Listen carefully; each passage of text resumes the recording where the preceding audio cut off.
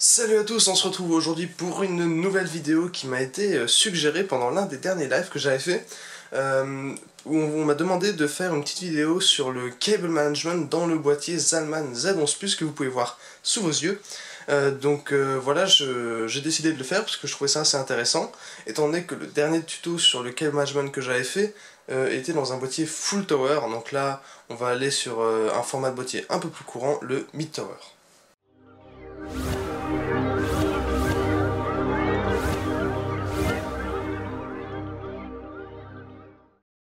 Alors pour commencer, on va tout d'abord regarder ce qui est à notre disposition pour faire passer les câbles dans le Zalman Z11 Alors il est assez bien équipé puisque vous pouvez voir que vous avez une grande ouverture en bas et deux ouvertures sur le côté. Donc ça va vous permettre de faire passer vos câbles d'alim et vos branchements SATA, ventilateurs, etc. Donc ça c'est une bonne chose. Sinon, encore au niveau du câble management, alors à l'arrière, qu'est-ce qu'on a? À l'arrière, vous pouvez voir qu'on a un centimètre à peu près, un petit peu moins d'un centimètre pour faire passer les câbles. Donc normalement, vous ne devriez pas avoir trop de soucis pour refermer la porte latérale. On peut voir aussi qu'il y a pas mal d'attaches un peu partout pour attacher vos câbles. Donc comme vous pouvez le voir, moi je les ai pas mal utilisés. Si vraiment vous avez trop de câbles qui restent, on peut voir que ici, cette partie-là dispose d'un plus grand espace. Donc si vous voulez stocker des câbles supplémentaires, vous pouvez le faire ici. Donc voilà, au niveau du passage de câbles, on a aussi une ouverture ici 8 pins pour le CPU. Alors petite astuce aussi pour ce 8 pins CPU, étant donné que sur le Z11 Plus il y a un ventilateur sur le dessus, je vous conseille très vivement de faire passer ce 8 pins avant d'installer votre carte mère, tout simplement parce que c'est plus pratique. Après vous devez trifouiller en haut et c'est pas très pratique. Pour continuer maintenant au niveau des connectiques du panneau avant, vous pouvez voir que les câbles qui viennent du panneau avant sont trop longs. Donc alors ce que j'ai fait ici, c'est que je leur ai fait faire un petit détour. Au lieu de les enrouler quelque part ici ou de les laisser sortir quelque part, donc je les ai fait passer ici. Et grâce aux attaches, en fait, vous pourrez très facilement les fixer. Donc voilà pour ça. Aussi, petite astuce, vous pouvez voir, on le voit peut-être pas ici, il y a un câble qui dépasse. En réalité, c'est le ventilateur arrière, qui est malheureusement en Molex. Et donc en fait, moi, ce que je fais avant d'installer la carte mère, je fais passer le câble ici. Ça vous évitera de le faire passer devant tous vos composants, en fait. Donc ça, c'est une petite astuce, il faut malheureusement le faire avant de monter la config. Donc voilà, après le câble du ventilateur, je fais passer derrière. Vous pouvez voir ici, comme j'ai pas mal de place entre la lime et le panneau latéral, j'ai mes molex ici. Donc, et si jamais je veux brancher les petits ventilateurs latéraux qui sont dans les portes, ça va aussi me permettre de les brancher sur ces molex là, tout en gardant un aspect assez esthétique. Ensuite, pour les câbles SATA, celui du lecteur DVD c'est très simple, vous le faites passer ici. Je lui ai fait faire un petit détour parce qu'il était un petit peu trop long.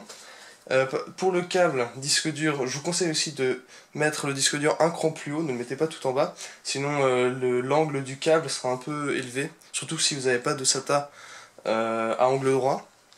Donc en fait, oui, le fait de le mettre plus haut, ça va permettre de stocker le supplément de câble SATA en bas. Et donc ce câble SATA, je le fais passer ici. Ici il y a une attache, donc je l'attache ici avec le câble d'alim et le câble du ventilo avant. Ça va me permettre de le cacher en fait, ça évite qu'on le voit de l'avant du boîtier. Et ensuite je vais faire un petit détour pour le brancher. Et puis je vais encore maintenant vous donner quelques petites astuces pour les câbles d'alimentation. Alors pour terminer au niveau des câbles d'alimentation dans ce boîtier, alors ici vous pouvez voir que j'ai une alimentation modulaire, mais en réalité ça ne change pas grand chose parce que j'ai branché tous les câbles qui m'étaient fournis avec. Donc au niveau des câbles d'alimentation, je vous ai déjà parlé du 8 pin CPU. Donc celui-là c'est très simple, vous le faites passer ici sur le côté. S'il est un peu plus court, vous pouvez... Enfin, là il est un petit peu long, donc il passera peut-être plutôt comme ça, plutôt qu'à angle droit. Donc pour le câble de CPU c'est assez simple, juste pensez à le mettre avant d'installer la carte mère. Pour les connectiques SATA du lecteur DVD, enfin la connexion d'alimentation du lecteur SATA, je suis obligé de les faire passer là, parce que sinon le câble est trop court. Pensez toujours à bien les attacher pour que ça fasse plus joli. Et évitez qu'on le voit trop à partir des trous, parce qu'il n'y a pas de protection en caoutchouc. Pour le 24 pins qui est très long sur les Alim Corsair et sur pas mal d'Alim Gamer, vous voyez, je lui fais pareil que les câbles de Connectic avant, je lui fais faire un grand détour. Ça évite que les câbles se superposent par exemple, ou que vous deviez l'enrouler. Si après vous avez beaucoup de mal à fermer le boîtier, donc ça c'est important. Et aussi l'astuce que j'avais déjà donnée, c'était celle pour le câble SATA du disque dur que je fais passer là, comme vous pouvez le voir. Et pareil pour les Molex. Alors pour finir, je vais vous montrer aussi un peu ce que ça peut donner après. Donc comme je l'ai déjà montré un peu avant, mais je vais vous montrer un petit peu là. Ce que ça peut donner quand le câble management est terminé. Donc vous pouvez voir qu'on a quand même quelque chose qui rend bien. Puisqu'il n'y a pas de câble qui va passer, ou enfin tout est assez bien caché. Et voilà, donc au niveau du câble management dans le Zalman Z11 Plus, donc je vous le recommande ce boîtier sincèrement, mis à part le ventilo arrière qui pourrait peut-être être changé si vous êtes un peu sensible au niveau des oreilles, mais voilà, sinon je peux vous conseiller. Le câble management est assez simple à l'intérieur, vous avez tout ce qu'il faut. Donc voilà, et ben je vous remercie d'avoir regardé cette vidéo. Si ça vous a plu, n'hésitez pas à vous abonner pour être informé des nouvelles vidéos, et puis je vous dis à la prochaine.